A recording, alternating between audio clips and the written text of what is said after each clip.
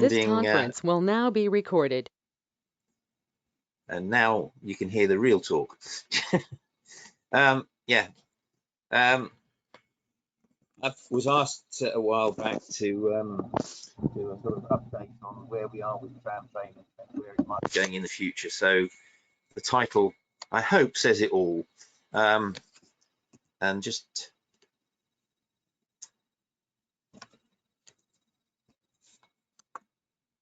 I'm just trying to work out and move the screen on. It's not working. Just double click on. Oh, double click. Okay. Well, anyway, you've got that's the history that Liam just read out. So anyway, right. I think I'm getting the hang of this. Right. Anyway, what we're going to look at tonight is a reminder of what the Tram Train pilot was, and look at the evaluation and performance of the system that we've been carrying out. I'll give a brief tour of the Learning Hub and how to access it for those who don't know yet. Then look at some of the industry challenges that the lessons we've learned have thrown up. And then go on to look at future schemes that we're looking at in the UK, and in particular, how restoring your railways and light rail and tram train are coming together. And the final slide will be the industry support that we can offer within Network Rail and the UK Tram Centre of Excellence, where we've kind of combined our activity to provide the support to the industry. So the Sheffield trial, and I have to point out that it took me ages to get this shot. You know, having sort of spent the first year of commissioning an operation, it took that long to actually get a tram and a train passing each other and my camera in the same place. But it highlights this is what it's all about. It's bringing trams and trains sharing the same tracks, but to provide I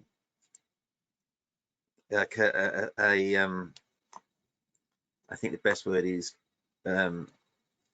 combined public transport offering that improves the connectivity options available. So the Sheffield trial, let's remind you the route. The black line on the screen is the tram train route from Sheffield Cathedral, which is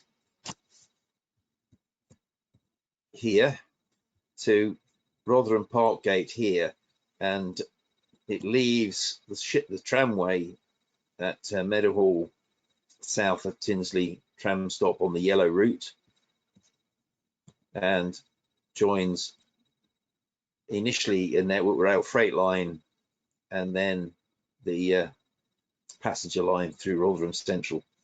And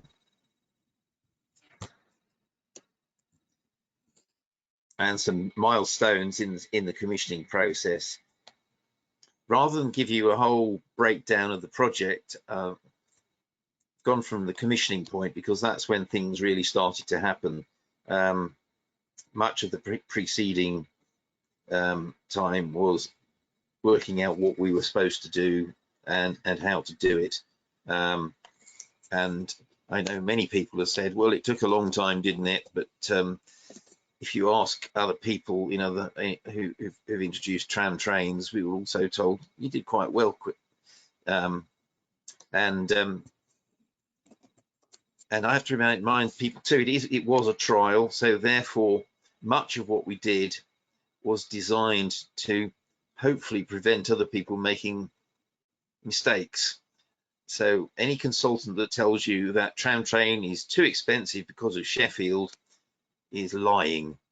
And I'm sorry to say we've actually had that kind of response to some of the restoring your railway schemes, where a tram train option would make good sense, at least at strategic outline business case level, and consultants have just sort of thrown the Sheffield experience from the wrong aspect as to why bother. So let's look at the positives. We commissioned the CityLink vehicles for the tramway in September 2017, and that gave plenty of time for familiarisation with the vehicles by the Supertram staff before they had to encounter operating on Network Rail. We commissioned our infrastructure on Network Rail on the 5th of May 2018, and the CSM approval for the vehicles was completed on May the 3rd. Perfect timing, really, because on the 6th of May 2018, we took the first vehicle out on the system. No, we didn't. We energized on the 6th of May, and then on the 7th of May, we took the first vehicle out onto the system. And we ran quite successfully for quite a while on Network Rail until we found out afterwards that we weren't supposed to do that because some approval work hadn't been, some approval paperwork hadn't been completed. So I'm quite proud of the fact that we demonstrated, well, you don't need the paperwork to demonstrate it works, but don't tell anybody that, really. And we finished the commissioning process on the 6th of July, and that was a week ahead of schedule. And driver training in full started on the 16th of July. After 2 months of that, we then started ghost running, and we did 2 months of ghost running before passenger service started. In the meantime, the Rotherham Central and Parkgate tram stops were commissioned, and that was on the 20th of October, and the full service started on the 25th of October. To a variety of media interests, from everything from this is the first tram train in the UK to, hey, look, somebody's run into one and damaged it. You couldn't make it up, really, could you? Yes, we got the publicity, but it wasn't quite all we wanted. Since then, we've been doing a major evaluation program of how the system's been operating, and also compiling the lessons we've learned from the whole of the project and putting that onto a web-based hub, and that went live in December 2020. And nominally the evaluation is now complete, apart from some work that University of Huddersfield are undertaking on the vehicle track interface. Ironically, that's probably the most important, and that will be the last to be published on the hub. But it's all there, so looking at how has the tram train service performed since we started? Well, in terms of passenger numbers, we started off very well. In fact, the actual numbers were much higher than those forecast by Supertram. As you can see from the sort of greeny coloured line here was the actuals, and the blue line was the forecast. Then we come to period 8 in 1920, and we had some flooding, which was caused a bit of a dip. Many people remember the bad weather we had at that point. And then a few months later, we had the coronavirus, and patronage went down to almost zero. However, it is recovering slowly, and we wait to see how things develop as lockdown lifts. But passenger numbers are over 1.5 million, and which, given that over a year has been either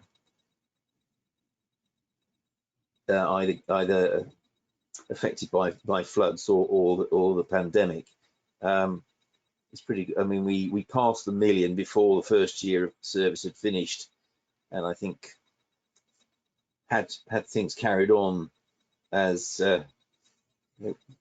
normal, whatever normal is these days, we would be much higher than that now.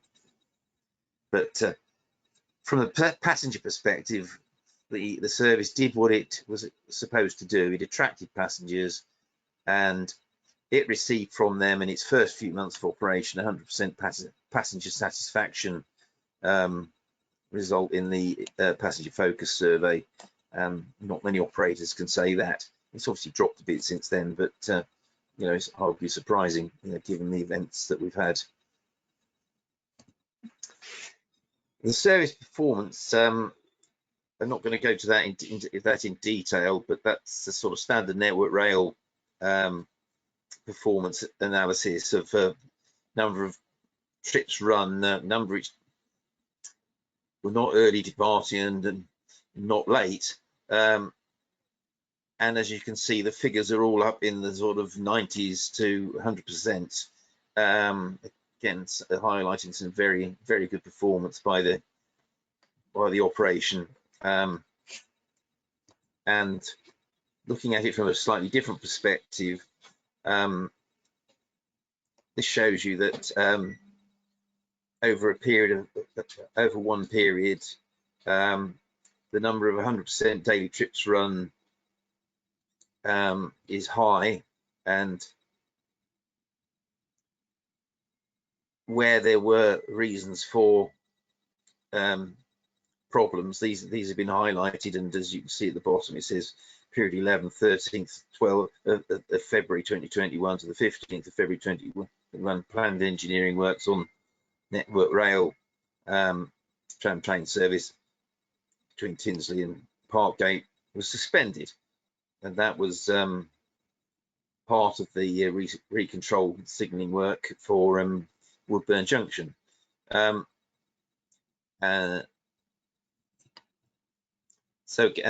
what we found is that, generally speaking, where the tram train performance has been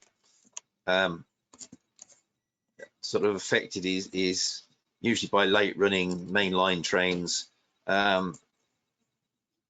Traffic congestion in the city centre, which we thought might be a problem, has had very little effect on the actual ability to manage to arrive on time or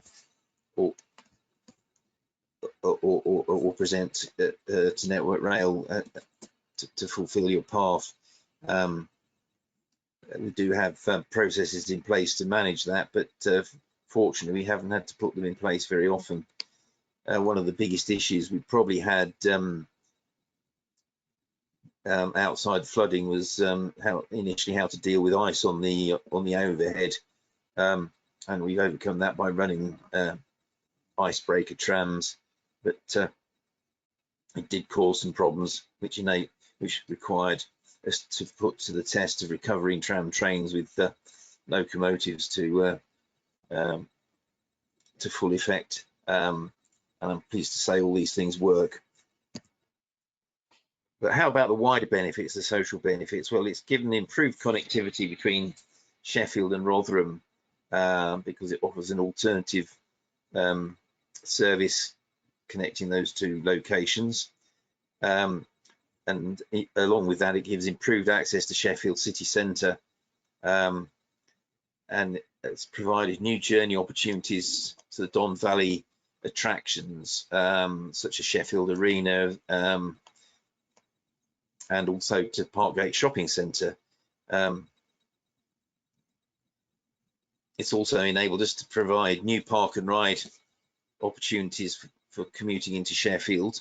In fact, we've had to expand the amount of park and ride spaces available to meet demand pre-COVID, because it was quite significantly underestimated. And you can also get direct heavy rail interchange between local services on the Doncaster and Leeds routes and the tram train service at Rotherham Central. And it's opened up new employment, education and leisure opportunities along the route. I was particularly impressed on one trip out when I noticed a lot of schools were using the tram train to enable schools in Rotherham to attend special events that were being put on in the Don Valley. And as you can see from the photograph, there's a good number of people there getting off at Rotherham Central. So So what was the point of all of this? Well, the point is it was to learn lessons to enable future schemes to proceed in what we hope will be a more measured and cost-effective way. So we have compiled lessons learned and put them on a learning hub, which is a Shark Cloud web platform. We launched it in December. It's managed by Network Rail, and it's available to the whole industry on request. To date, we have over 180 subscribers from over 50 organisations. And to access it, the email address on the screen, tramtrainlearning@networkrail.co.uk, send an email to that and you'll be given access to the system. We have to do it in this way because of the licensing rules of Shark Cloud, but essentially it's free access on application, and it's been good to see the number of people that have been using it. So what does it look like? Well, that's the home page, and if I click on the link at the bottom, technology, I hope, will take us from the presentation to, but it obviously is not going to hurry.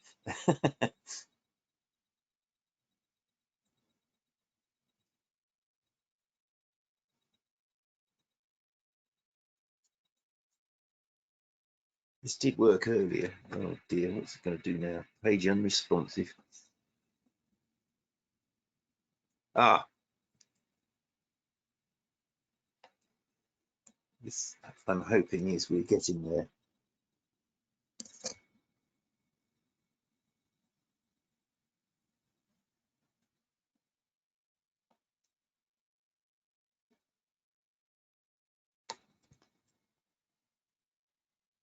If you have a log, oh yeah, here we are. If you have your own log on, it doesn't take that long to get in, I can promise you.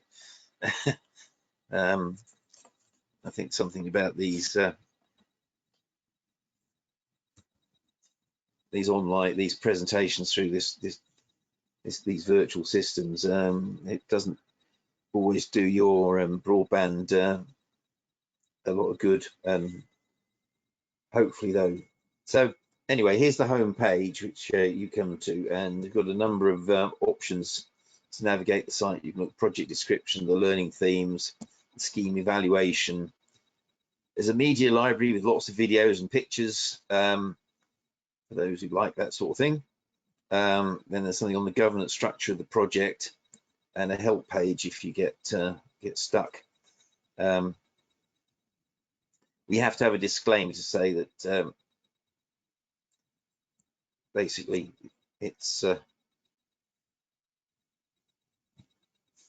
information on here is up to, you know, as far as we know, is as good as it can be.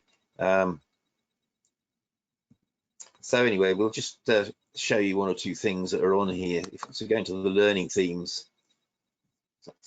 So again, drill down into a number of stories. So you've got critical systems interface, legal and regulatory approvals, operations and maintenance, project and program management, safety management, stakeholder engagement. So if we click on any one of these, it will take you down to another set of stories eventually.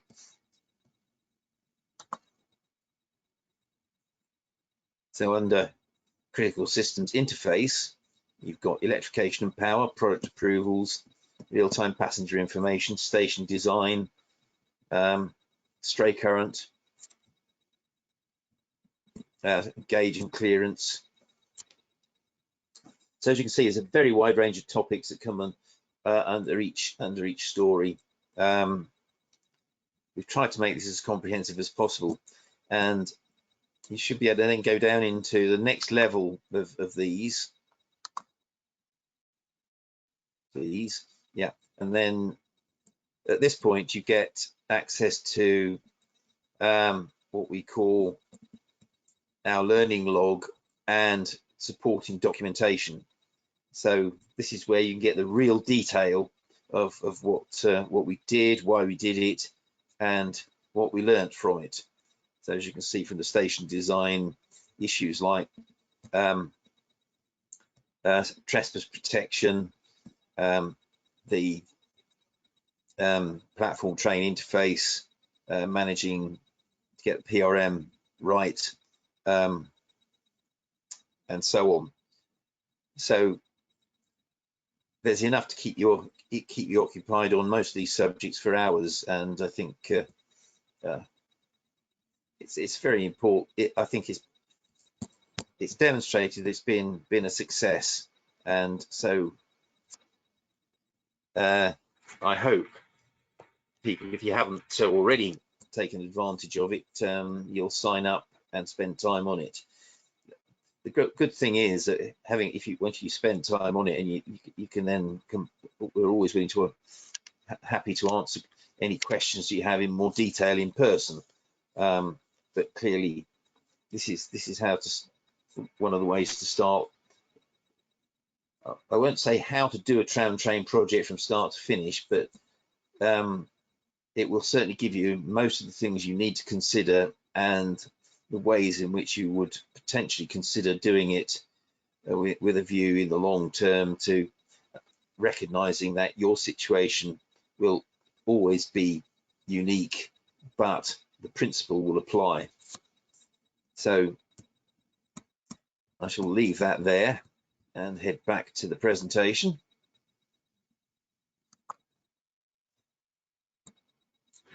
So moving on,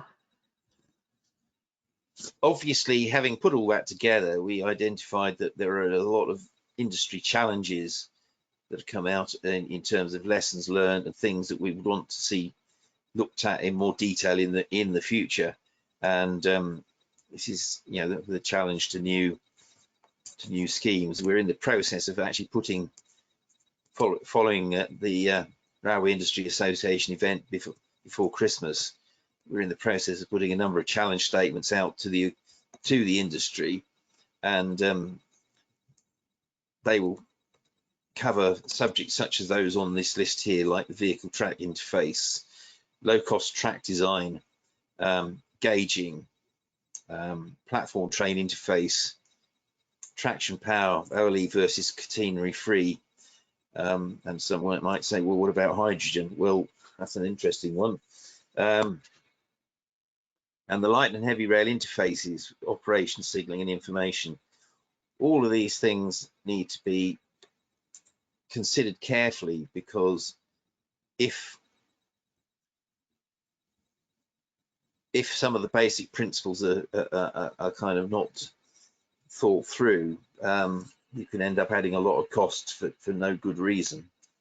And I would say that the OLE that we've got in Sheffield is a good example of that. It was, and you could say, well, so was Great Western Electrification, so isn't that Network Rail's way of doing things? Well, maybe, but that doesn't mean it's the only way. We had to put in a solution that met a number of people's views on what was the right way forward, and it turned out that actually it probably wasn't the best way forward. So moving on, one of the main areas that we've always had to consider is the wheel rail interface and managing a wheel profile that would be fit for purpose on both a tramway with embedded street track and conventional network rail infrastructure. The big problem being with the, as I'm sure many people know, that on a tramway you have a very thin flange, which means that a normal network rail check rail would be little better than useless in steering it through the wheel through switches and crossings. And so a solution was required, and that solution is one that we identified from visits to places like Karlsruhe, and also the experience of Manchester Metrolink, which is to have a stepped back for your wheel, and then you have a check rail that meets the higher level. So but because that's not standard on Network Rail, that created a number of issues that had to be resolved, because okay, your tram train can go through that, but does it create problems with existing vehicles or equipment? For example, would a snowplow try and slice the top off the check rail? Wheel skates were also an issue. So we designed, with the help of the University of Huddersfield, what we call a compromise wheel profile to work on both the Sheffield and our system, and put out identified what the issues were with that in terms of what restrictions we'd have to place on operation over the route. Fortunately, very few, but something that had to be considered. This will almost certainly be the case for any of the existing tramways in the UK, if they go into Tram Train, because of the embedded track they use. If, however, a future scheme decides that, well, it's going to be a tram train, it doesn't need to go on street in the traditional way, then of course a different approach can be taken and a standard P8 profile can be used. And I suppose a good example of that is Tyne & Wear Metro, where they have a tram train type operation to Sunderland and also soon to be to South Shields. And because they don't have any street running, they can use a standard P8 wheel profile, and that resolves a number of problems. Another one is the issue of having mixed height platforms, low level platforms for trams and high level platforms for trains. The major issue is, how do you manage your lower sector gauge but also manage your platform train interface? With the ordinary the standard 915 meter platform, it's less of an issue, because the trains already go through, don't stop at that. But introducing a new low floor platform, where, and particularly where you've got a narrow body profile for your tram, means that you have to do some sort of compromise to maintain your RVAR compliant stepping distance, without also creating any obstacles to the lower sector gauge of any vehicles running through the system. And we manage that by a number of the use of gap fillers, and also fixing the track to prevent it moving. And but it was generally speaking, I think the solution we came up with was a good one, but it really is something that, the question you ask yourself, if you're going to start a new tram train scheme, do you need to be low floor? Well, clearly, if it's an existing tramway that already is, yes, you do. But if you're TFGM and Manchester Metrolink, then you've got 915 already. So the problem, I won't say goes away, because again, you've got narrower vehicles. So you just have to consider the way of making sure you kept your stepping distances right. Your lower sector gauge is no longer an issue.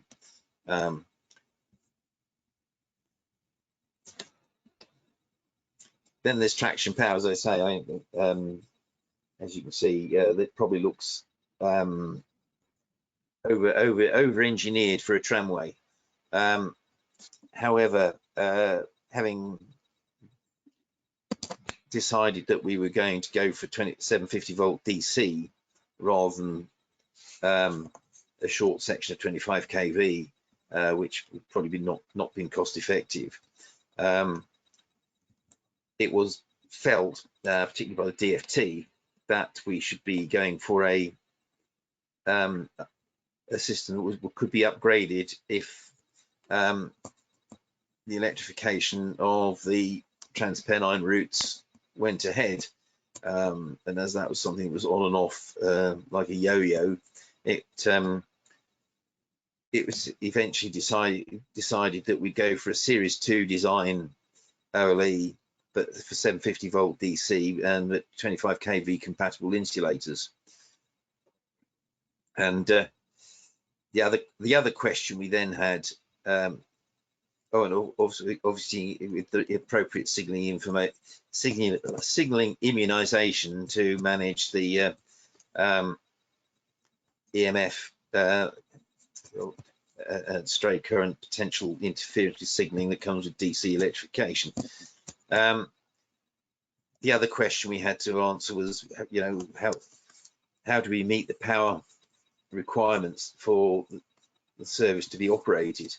And it was, do we build two substations or one big one? And we chose the one substation and with a sort of dual feed. And I think one could say we probably regretted it, because it has demonstrated quite significantly that it wasn't really up to the job. So again, this is where get your traction power modeling right from the start, and decide how much redundancy you need to be built into that. I note that from that UK Tram looking at a trial, say, well, having put this extra power into the system and having electricity we don't need, can we use it to supply vehicle charging points from our substations? So it might be that overpowering and then looking at a way of utilizing the surplus electricity is better than value engineering that out and then finding that you wish you hadn't. The obvious alternative for a route as short as this would be to be catenary free. However, that wasn't available to us at the start, and we were also asked as part of our objectives to see if we could design low-cost DC electrification, and then told why and then it was explained why we couldn't. So if you're going to go for a catenary free solution, then there's a need to look at, how do you do your charging? Now, obviously, charging under the wires is fine, but depending on how far you have to go beyond the wires, do you need a charging point at your terminus? And if you do, it's got to be one that can put sufficient charge back into the batteries in the normal turnaround time for the service. And so what you see there is a proposed fast charging system which desperately needs trialing, because this is, looking at this for the longer term, where tram train extensions may well want to be catenary free and also carbon free. This would seem to be a very important step in the decarbonisation programme, and what we would look for, particularly on Network Rail, is to have a standard specification for a charging system rather than a different one for every different type of vehicle from every different manufacturer, because I'm afraid we haven't got room on our infrastructure to have that many. So I would really like the industry to think like this one through and work with us to develop a standard approach. The one that you've shown works on a sort of third and fourth rail, energized underneath the train with conductor shoes. Other options may be possible and viable, but it's a good challenge to the industry, that one. We've learned a lot about light and heavy rail hybrid operation, and in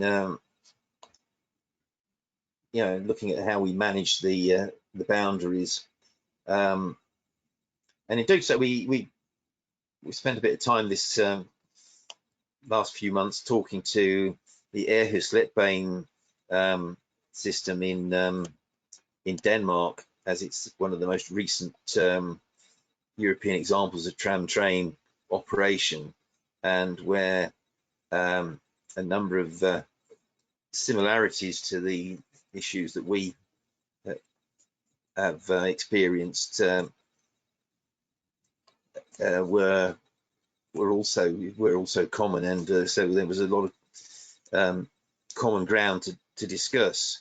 But I have to say that we didn't forget the lessons we learned from systems like Karlsruhe, and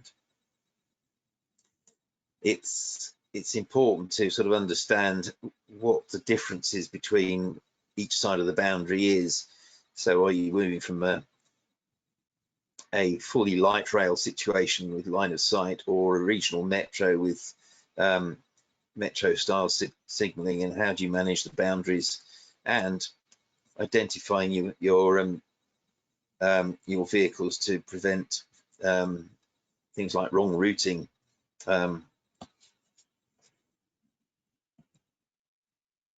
Then there's also the public interface. I mean, the big one being sort of how do you cross the railway on a tramway? Of course, the tramway is part of the road network, so therefore a tramway is a major road over a minor road at either a road or pedestrian crossing, and so that's perfectly legal. However, as soon as you get onto network rail, of course, we have an aversion to level crossings, but it may well be that for tram train extensions, it may, you know, we would want to consider a less risk averse approach, as they've done in a number of places. And the example you've got is the Isle of Man steam railway is using, it's essentially a road crossing approach with traffic lights, but with barriers, which seems to me to be taking the tramway principle, but just putting a little bit of extra protection in, because you've got a steam train running across rather than the tram. The difference being that steam trains don't have track brakes, trams do. The pedestrian example from Holland below is also very similar approach, a signalled crossing with barriers, which tells you when you can go across and when you can't. But as well as that, as well as managing that, you also got to consider that if you're bringing trams onto the railway, then you need to prevent the tram mentality, which is more of a perception than a reality, which says, oh, we've got low platforms, so therefore people will, and it's a tram, so people will walk anywhere. Actually, we've proved they don't. But we decided that although the risk assessment demonstrated that you didn't actually need to put in extra protection in at Rotherham Central to get to manage trespass, we thought that the fence in the middle would be, because this was new, it would be just a way of emphasizing the fact that, you know, we're still on a railway here. And again, this idea was based on an example in Holland that we saw. Information systems, it says here customer information systems, but it's about the linking up between the information systems on one network and another network. The big problem that we have is that the Sheffield tram information systems don't talk directly to the network rail information systems, which means that when a tram is on our tram trains on our network, the Sheffield controller can't see it, and when a tram train is on Supertram network, the York Rock controllers can't see it, and really they need to see it. And also in doing that, you can then give accurate real-time customer information on your information systems, and you can also manage perturbation a lot better because you know where everything is. It's technology is there, it's just, you know, we need someone to put it in place, and the use of GPS auto reporting and similar technology should really in theory be a way around this. I think the argument for separate systems will, you know, the more tram train systems we have, we'll need fully integrated systems. Heavy rail interfaces. Well, in the past, I've shown you that very complicated diagram of the link at the Tinsley Cord.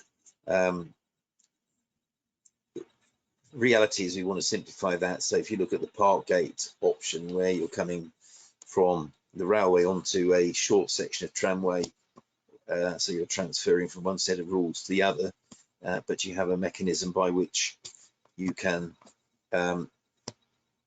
you know which set of rules you're working on. You have an information system, independent information system, which tells the signal that you're a tram train, so you're allowed to go onto the tramway, and if you don't get that signal, then you can't set the route to do so.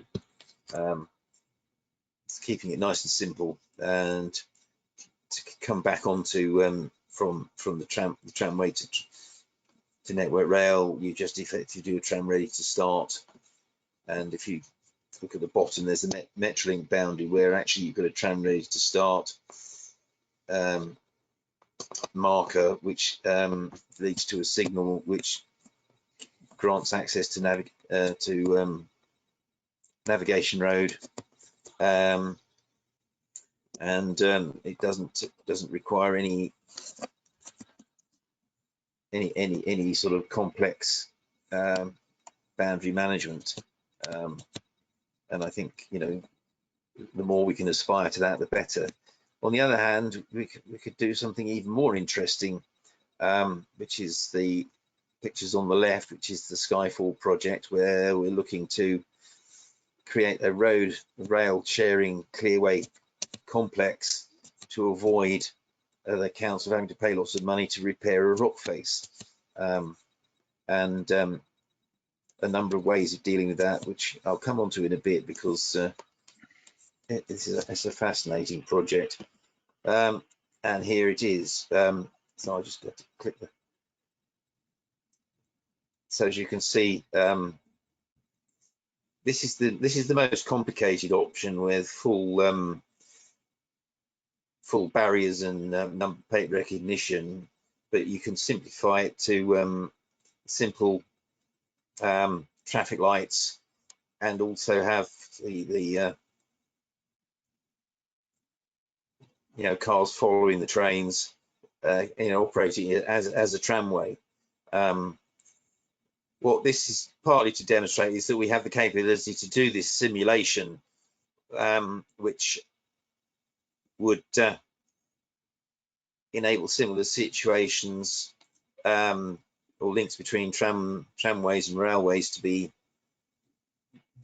demonstrated before the actual design is put into the sort of optioneering approach.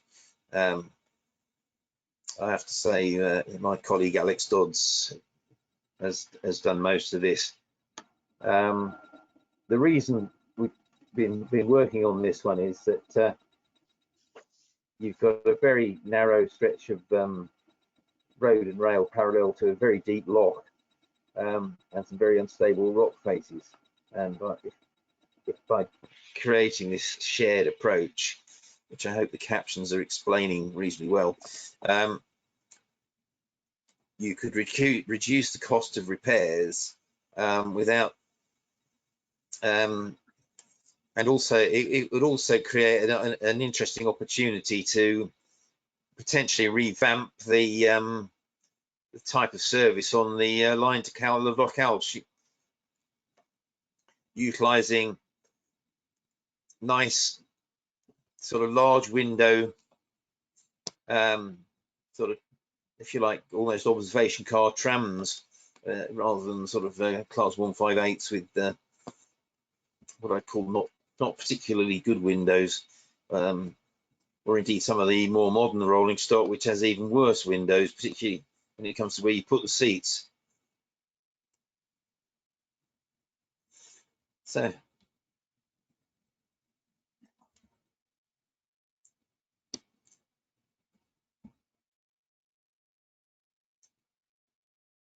in theory, once the train has entered the section, the barriers can raise and the cars can follow it through. It's a nice, simple approach to a problem. And like anything else, it just requires people to think outside the box. And this is where the challenges to the industry become more detailed, because it's about doing all these things cost effectively.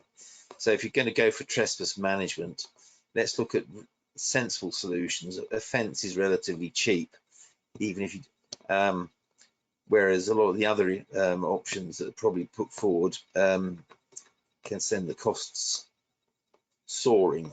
So can we come up with a sort of something similar and low cost for general location use, and not just at stations, but at other areas where separation is required for maintenance competence. Post and a sort of post and wire fence is usually quite good. However, we had a lot of arguments in Midland Metro in the separation between the proposed new route and a head shunt, which is rarely used, suggesting we should have a palisade fence there.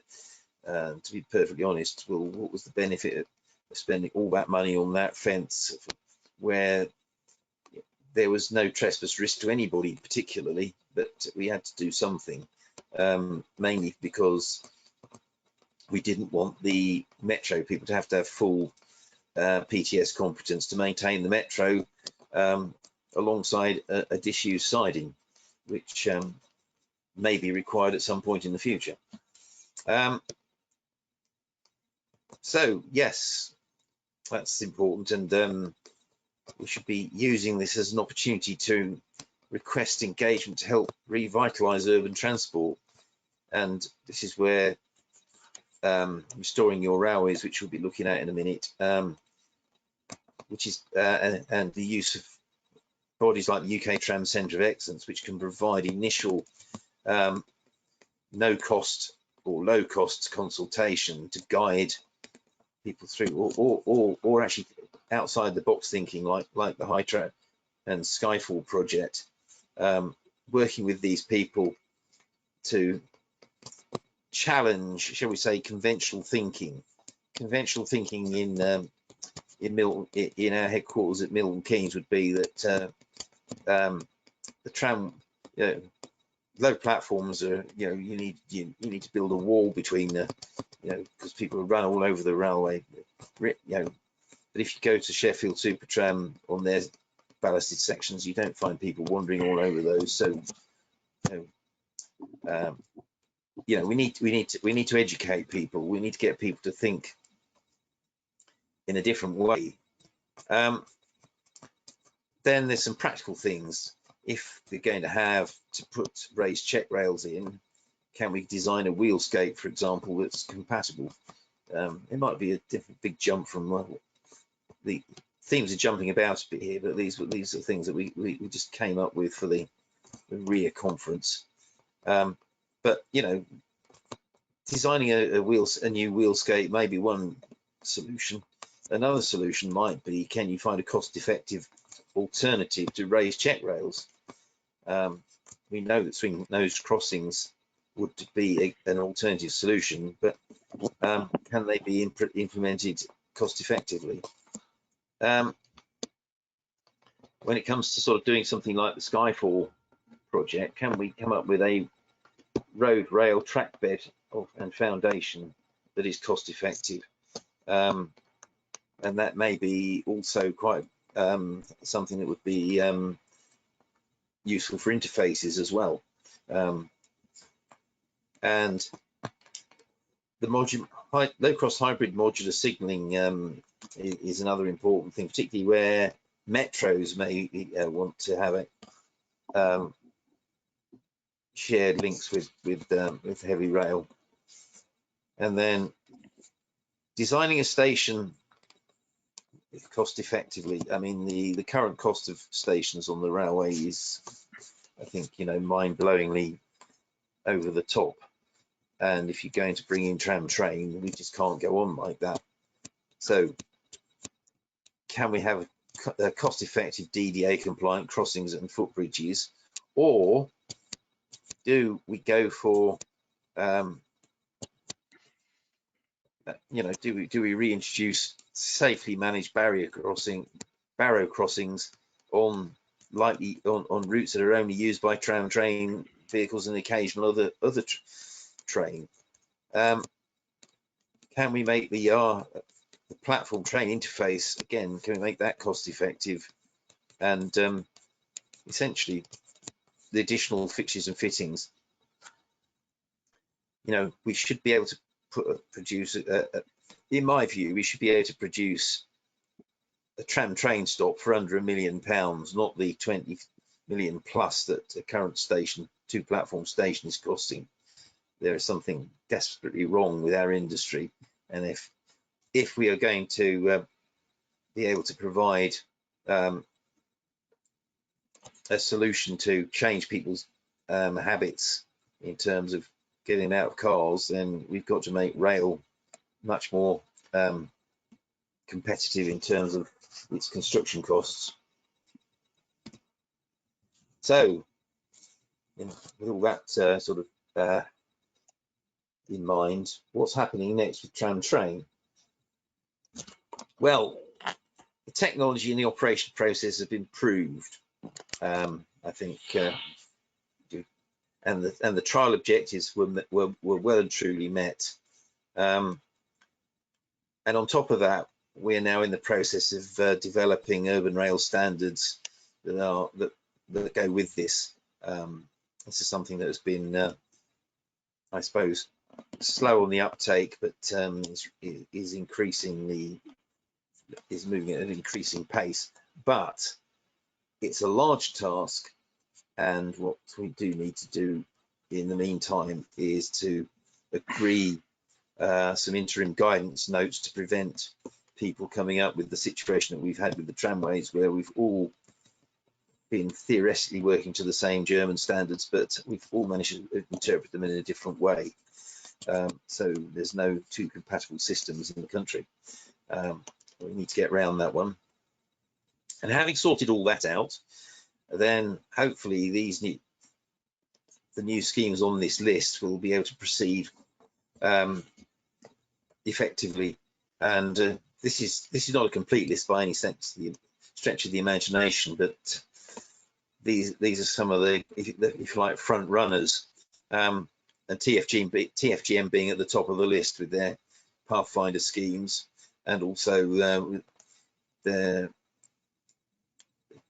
infill for the tram train aspirations that they've had for years, gradually appearing in the Restoring Your Railways portfolio. South Yorkshire tram train extensions will also be very likely to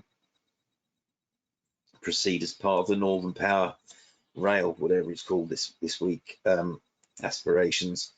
It's being led by the Sheffield City region, but at the moment the work has been led by, for some reason, the Northwest.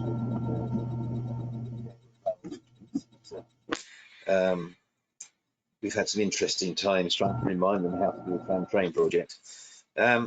Nottingham have the parallel running of the Robin Hood line as being a primary candidate for shared operation, and also aspirations to extend to the east of the city, possibly utilising some Network Rail routes. Blythe and Tyne is something that's happening, and the most obvious solution would be to link it to the Tyne and Wear Metro.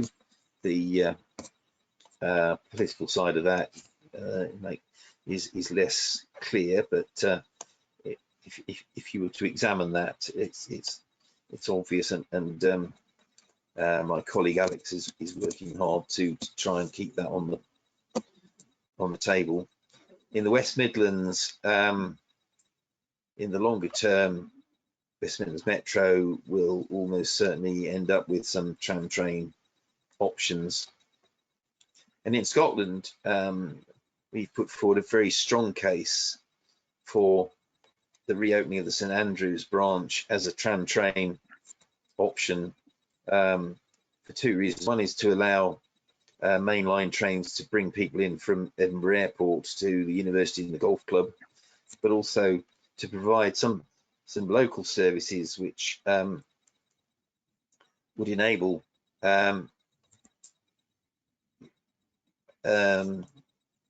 use sort of suitably sited park and ride sites to reduce the number of cars going into the town, and also provide local services to Dundee, where there's be a strong commuting opportunity. Then there's the total innovation of the Strathcarron option at Skyfall, and Cardiff Valleys will, part of that will be tram train, and that will provide, although the initial option is very short, but the CityLink fleet will put them in a good position to take forward a much wider program of extensions into areas where rail-based public transport would be a good thing, but isn't there at the moment. It's things that have been looked at over the last 20 years or so, and gradually coming to fruition. And the Transport for Wales have got this on their radar. I think at the moment they're still trying to sort of ramp up the expertise to deliver that. The images on the right hand side are some ideas that we put together for getting tram trains into Doncaster, either utilising existing platforms or creating a completely new set of platforms in the West Yard. Then restoring your railways.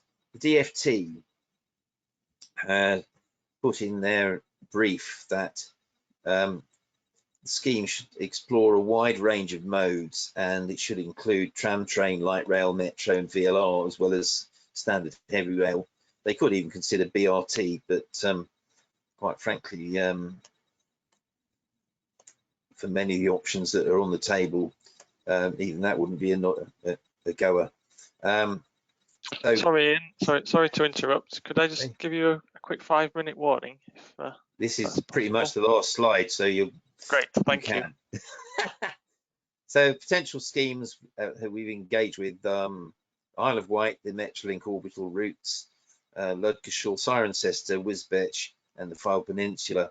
So a wide range of, and that is not a complete list.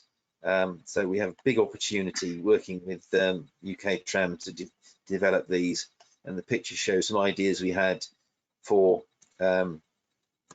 the alternative to taking over the steam railway in the Isle of Wight. And when we had a meeting with the consultants yesterday, they had come up with a very similar idea, which is always good news.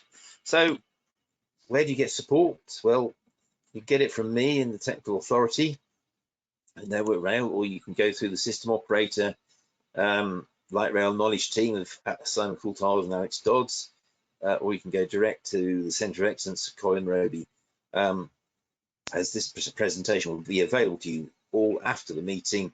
The contact addresses are there, so please feel free to contact any of us and ask any questions. And that's it. Thank you very much. Sorry, I went on rather longer than I thought. That's great. Thank you, Ian. Sorry to hustle you towards the Well, end. as it turned out, you didn't have to hustle because I knew where I was, but I just hadn't been looking at the clock. Okay, so we've got a few questions that have popped up in the meeting chat. If I can read them out. First from is from Andrew Packham. He asks, to what extent is hydrogen power being considered in future tram train schemes? That's an interesting one because I've been discussing that with Siemens recently because they're looking at their view is hydrogen is the right answer to decarbonisation, whereas others would say batteries are the right answer. I think generally speaking at the moment, tramways, because they tend to be the short distance and usually you're already linked up with a an overhead line system. There is, I think, hydrogen is sort of at the lower end of the thinking, and this was something that we've also discussed in a UITP working group. However, if we were to look at standalone tram train systems starting from scratch, then there may well be a case for a hydrogen vehicle, particularly if you didn't have to have any overhead. I mean, the biggest problem is where do you put all the hydrogen fuel tanks when you've got at the moment lots of electrical equipment on the roof and virtually no room under the vehicle body because they're low floor. If you could remove all your transformers, pantographs, then you could you could replace them with a hydrogen tank. What you don't want to do is put the hydrogen tank in the passenger saloon and lose seats. And this has been a discussion that I'm having with Siemens because they want to try and put hydrogen tanks on the roof of new trains, but are concerned about the loading gauge, quite rightly so. So but I think hydrogen should not be ruled out as a possible solution in the longer term, but I think it is longer term in this case. Okay, thank you. I think that answers Andy's question. I have one more question from the name appears as Ram, so I'm not sure who that is, but it's a two-part question. What is the maximum speed of trams using the train route? And the second part is, does passenger comfort on trains, is it compromised when is the passenger comfort on trams compromised when compared to trains? And they're both using the same railway. Right, well, the first question's easy. Tram train vehicles currently have a maximum speed of 100 km/h or 62.5 miles an hour. They could be re-geared for higher speeds, but that might be at the expense of acceleration deceleration, because clearly at the moment they have the same acceleration and deceleration capability of trams, which is actually quite an important factor in terms of because they can operate at take more advantage of their maximum speed. You actually have less sort of a problem with the speed differential than you might expect. We did some modeling in the early days to find out whether you could actually reduce journey time even if you had a lower speed than the maximum line speed. And we did the Borders route and the original tram train route, the Penistone route, and we were gaining more than 5 minutes over a 158 with the tram train. And we've also got we did some more recent work with more recent vehicles, and it demonstrates that generally speaking, a tram train will hold its head up high with most vehicle types, apart from the most recent electric multiple units. As to comfort, well, if you sat on a Class 700 or an IEP, then the tram train seat is actually very comfortable. The ride quality is no worse than most trains. Well, certainly we've not found that being a big problem on Sheffield. So passenger comfort from that expectation is not reduced. I suppose where there might be room for sort of thinking is, are the number of seats to the number of standing places something that needs to be thought through depending on the type of service you're going to offer. So for example, sorry. So for example, if you take, if we were to put nice, if you like, sort of luxury trams on the Dock Alsh route, then I think we would be reducing the number of doors, increasing the number of seats, not expecting to have a lot of standing passengers. And you'd probably have some nice armchair seats or something like that. On the other hand, if you're Manchester Metrolink, you're going to need to cram as many people in as possible. So therefore, the sort of seating arrangements that we have at the moment, where you've got about 90 seats per vehicle, and you can get a lot more standing passengers in. That works in that high density situation. So the interiors can be designed to suit the service, but generally speaking, as long as you pick the right seats and your track quality is reasonable, then I don't think people are going to find it any less comfortable than a train. Okay, thank you for that. I think, was that Dermot trying to ask a question? I'm not sure. Did he have a problem with his microphone? But I don't have any other written questions, so would anyone else have a question they'd like to ask Ian?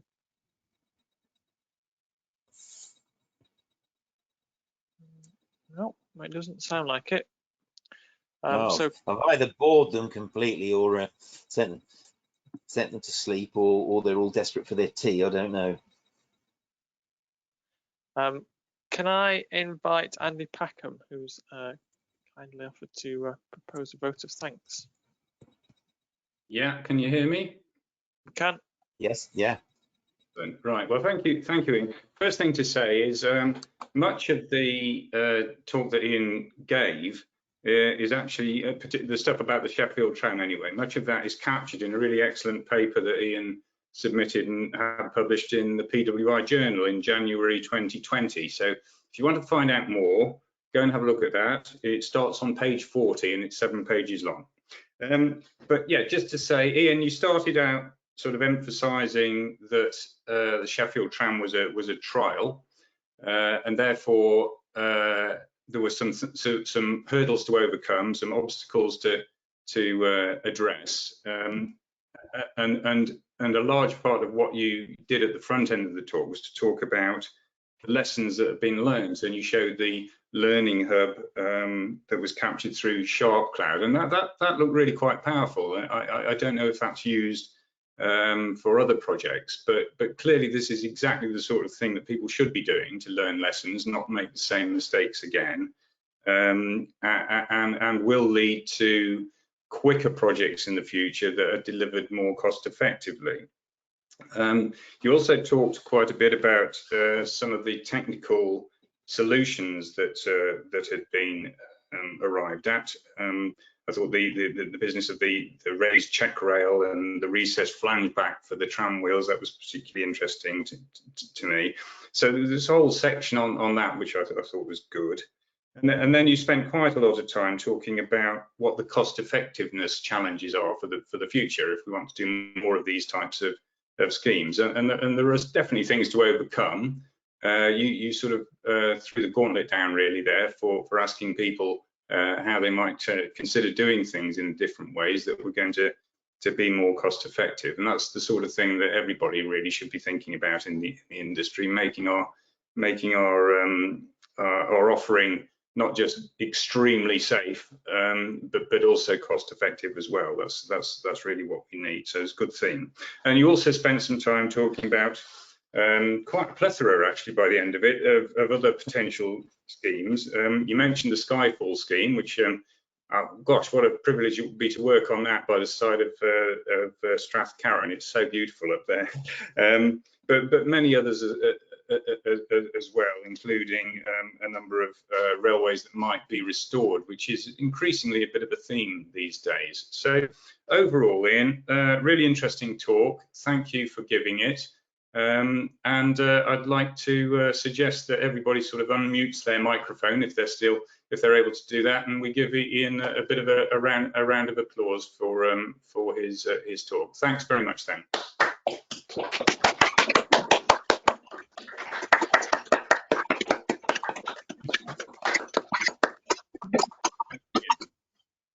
Well, thank you for inviting me, and I have to say, Andy, you're absolutely right. Being up at Strathcurran in summer is great. However, there was a picture on one of the slides of being there in a desperate rainstorm, and that killed my camera.